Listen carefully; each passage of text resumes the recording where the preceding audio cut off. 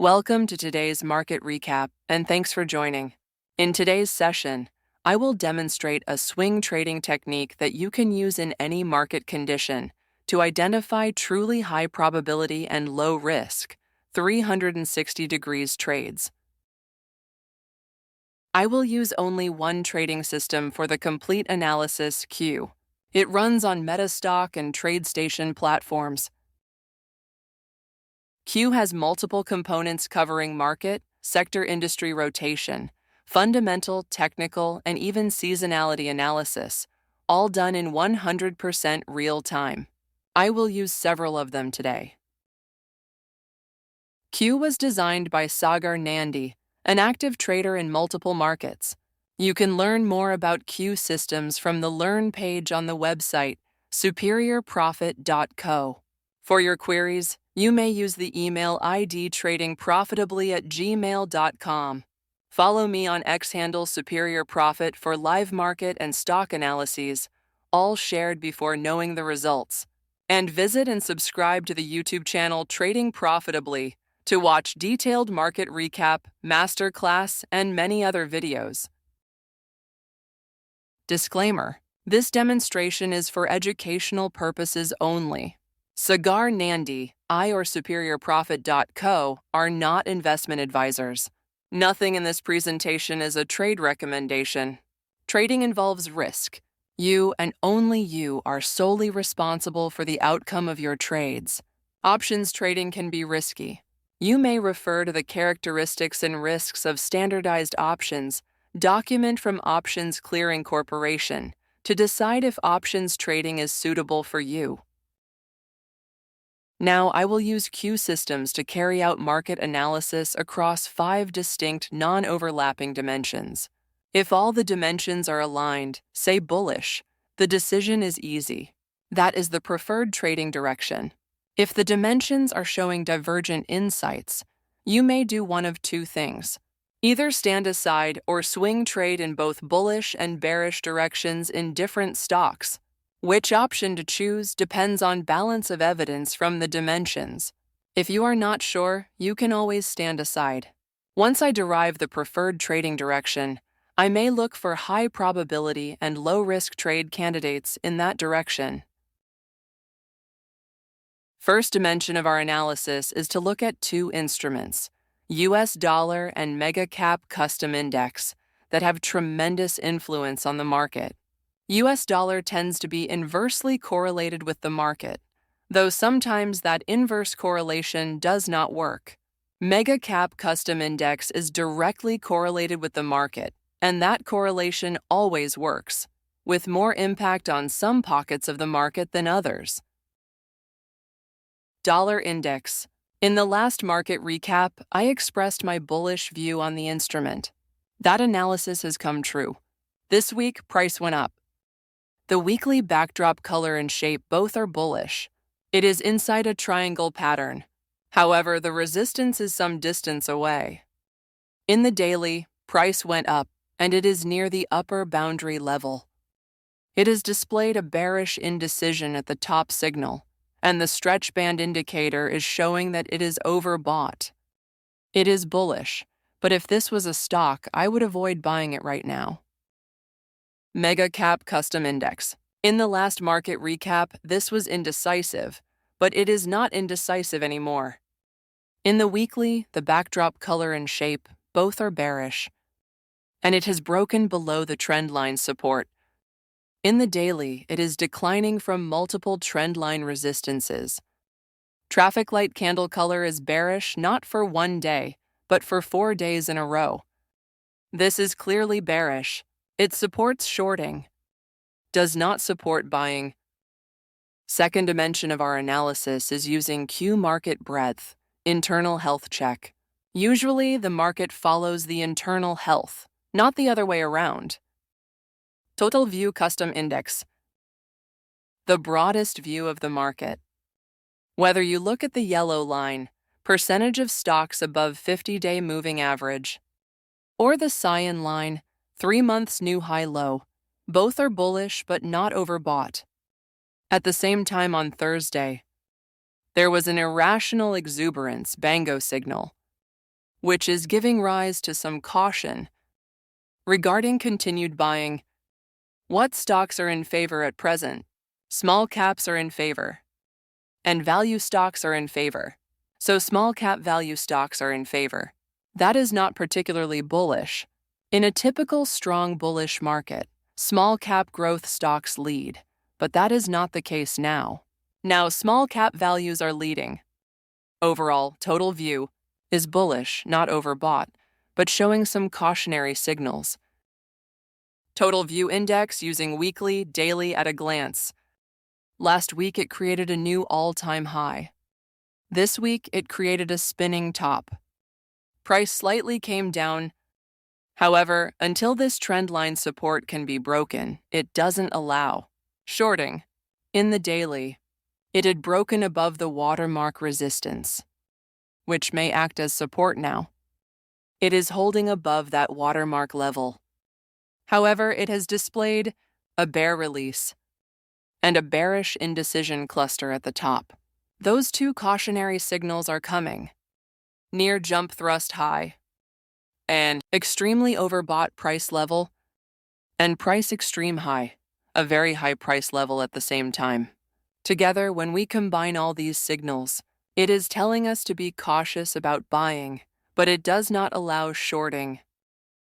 After looking at the Total View Custom Index, the broadest view of the market, let us drill down into the composites.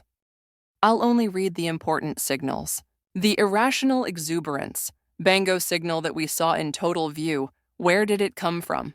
It came from NYSE. And if we look at the 3-month new high low in NYSE, it is hitting the extremely overbought condition. That is the usefulness of the Bango signal. It comes at the top of the market, cautioning us against continued buying. Is there any other overbought signal from the breadth charts? Indeed, there are. If we look at the small cap and also the mid cap, both percentage of stock above 50-day moving average and 3-month new high low are hitting extremely overbought condition. And even new high, new low percentage are hitting unsustainable high level. Those are pointing towards caution regarding continued buying, but there is no shorting signal. Third dimension, market external view. This is how most people around the globe see the market. This analysis can be done using market ETFs, futures, or indexes. I will carry out this analysis using Q at a glance weekly daily charts. SPY. After making a new all-time high 1 week ago, it has created a doji candle with bearish indecision at the top. Price slightly came down. However, in the daily, there are multiple trend line supports, and even if those are broken, the yellow direction line support is just below that. Therefore, it will not be easy to short it anytime soon. It is not allowing buying, but it is not allowing shorting as well. We saw earlier that Mega Cap Custom Index was bearish. So far, that is the only instrument that we have found to be bearish. Which pocket does the Mega Cap Custom Index have maximum influence on? That is QQQ.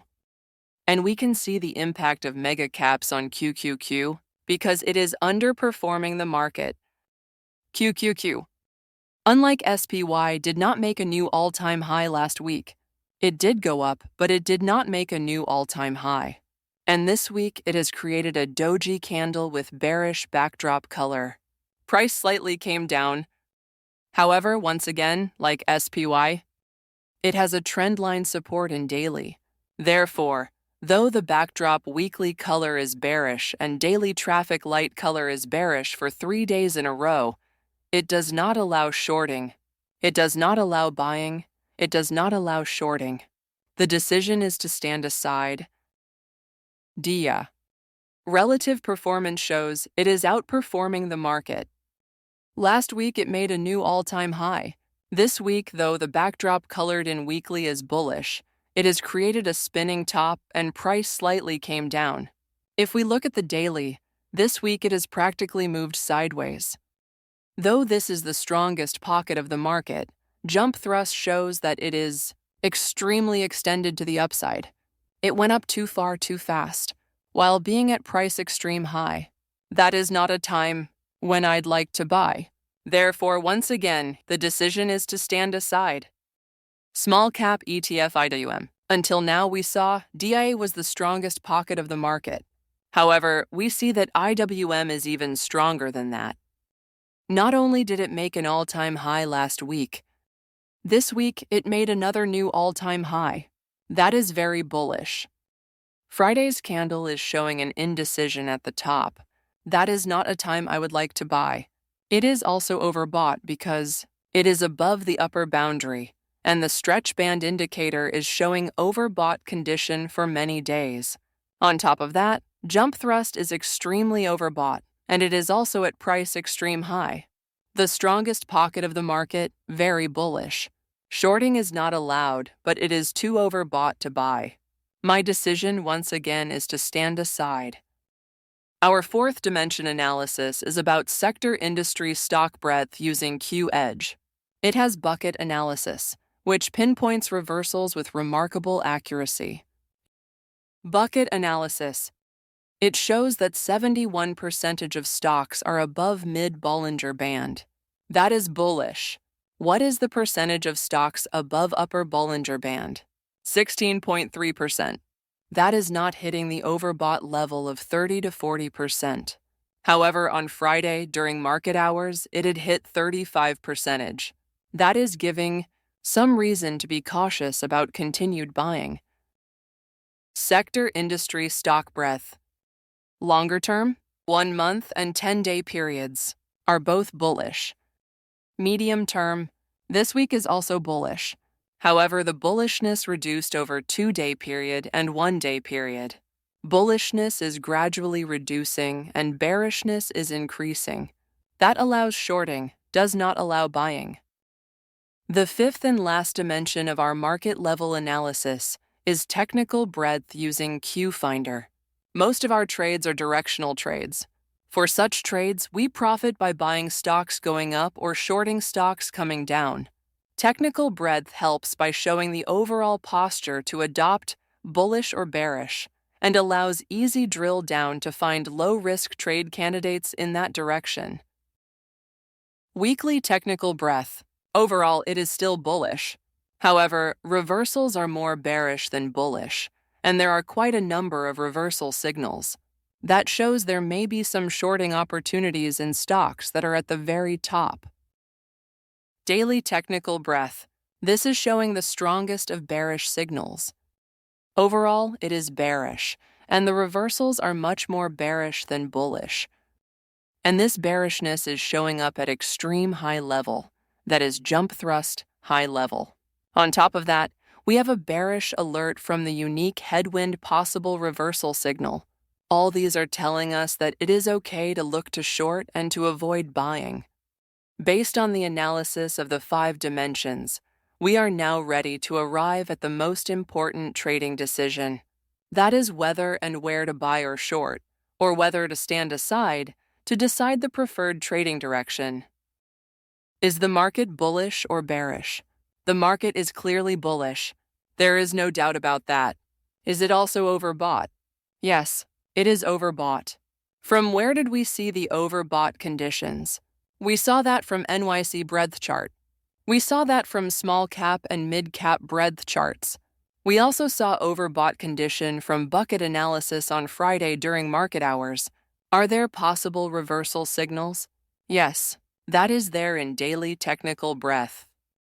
When I see all these possible reversal signals and overbought conditions, in a market that is near or at all-time high, I'd like to avoid buying and protect profit in existing long positions.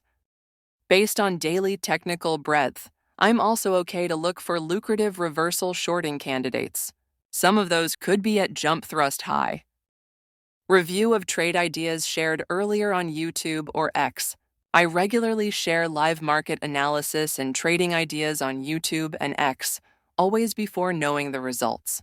You may subscribe to the YouTube channel Trading Profitably and follow Superior Profit on X to receive the analysis and ideas in real time. In the last market recap, I shared only one trading idea. That was a bearish trading idea in a biotech stock. This stock, TGTX, I shared the bearish idea on this day. What I did not check and therefore did not share was its upcoming earnings date, which was on Wednesday. Looking at the earnings date, even if you had shorted it on Friday, 1 week ago when I shared it, you'd have exited the trade on Tuesday before the close, and therefore, you would make a small profit in the trade. After the earnings, the stock went up. But that day closed with one bearish indecision at the top. And Thursday, Friday, it tried to go above the trendline resistance but failed. Looking at that, I'm thinking that next week, if it can come down, give us a magenta-colored candle, bearish flow candle. That may give the next trend following short setup. In any case, this trade also closed with a small profit. This week's trade ideas.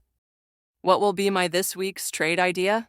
Let us pick a shorting candidate that is at jump thrust high. Why jump thrust high? Because that is what we saw from daily technical breadth. It showed that stocks at very high price level, jump thrust high, could give possible reversal shorting candidates.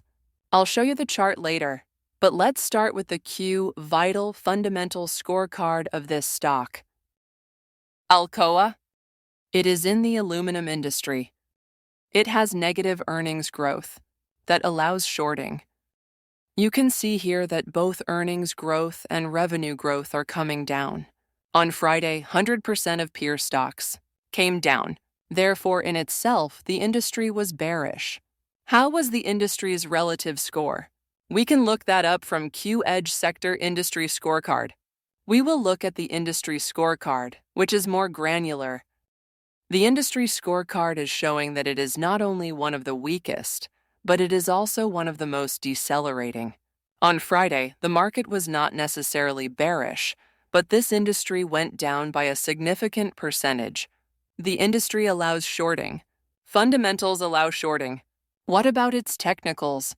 If we look at a clean chart of the stock, AA, it is difficult to take a short trade or consider a short trade in this stock. But we don't look at clean chart and decide our trades, isn't it? We use the Q charts. So let's look at the same stock using Q at a glance weekly daily charts. AA using Q charts. In the weekly, 1 week ago, it seems it made a new all-time high. And this week, though it initially tried to go up, it closed by creating a bearish piercing candle. Price came down with high volume. In the daily, it displayed one bearish indecision at the top, a bear release signal, and then created a false upside breakout when price came below the watermark resistance. On Friday, it broke below that trend line support with bearish magenta flow that is momentum color. Therefore, it is giving a breakdown short setup. Where is the price? It is a jump thrust high, price extreme high, and on top of that, we have a big move down, the parent of all bearish momentum on Friday. If we look at the direction forces, we have a massive number of 5 directional forces, all bearish, on Friday, and also 3 bearish momentum signals. This is allowing us to consider a short trade in this stock at a very high price level. I don't have any position in this stock. If next week I get a chance to enter the trade using precision entry chart, I may consider taking it. And if options are liquid, I may consider taking it using short call vertical or long put vertical. By the way, this is earnings season. Therefore, you may check the earnings date before considering this or any other trade. If you carry out the 360 degrees analysis using Q, you will most likely find many trading candidates today, just as you would almost every other day. Now that you have seen Q in action, it is over to you to benefit from that. I will end today's session here. I look forward to seeing you in my next session. Have a great day. And as I always say, as the live examples show, there is no reason not to do that. Trade profitably. Thank you.